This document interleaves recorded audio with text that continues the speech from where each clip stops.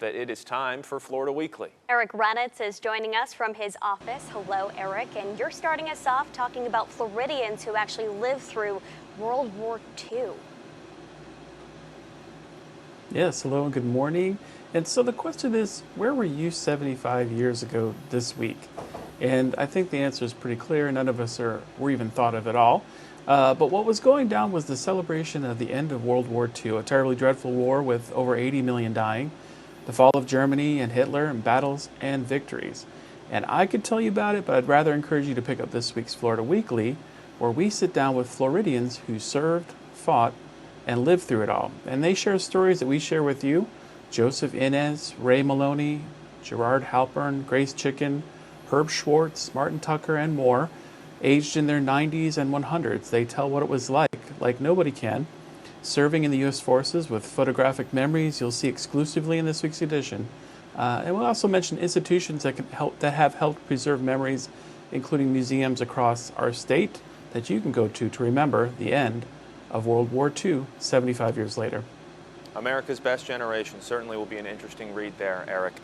Focusing now on modern times, of course, the pandemic has hurt a lot of businesses, but as people had to stay at home, that also led to some different kinds of purchases that are helping other businesses. Totally true. So this pandemic has worn on us all, and yet through it there have been some glimmers of an end in sight, and to some it has meant a real uptick in their businesses.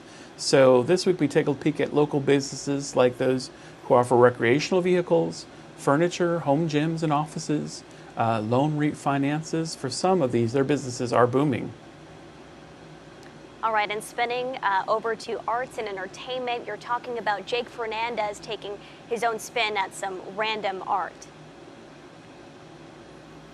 Yeah, in the arts and entertainment, we love to take a look at different artists. This week we sit down with Florida artist Jake Fernandez, who has a unique style where his oil paintings are done on wood panels that are banded together. He's originally from Cuba. We sit down with him and find out how he got into the arts. And many of his pieces are fetching tens of thousands of dollars now, and how he spent his time during this pandemic. Well, right now we're all looking for ways to spend our time. What are some of your top picks this week, Eric?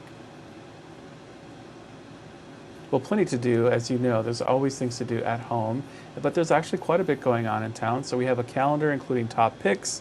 Where do we go? This week, Broadway Palms opening with a Dean Martin variety show. Sidney Byrne Davis Art Center with art done during the pandemic called Artsolated. We have Sunday jazz brunches, open mic comedy shows, beach yoga, and more. You have plenty of options, so check us out online on stands and on your device at floridaweekly.com. All right, great information, even better guest. Eric, thank you so much for coming on the show.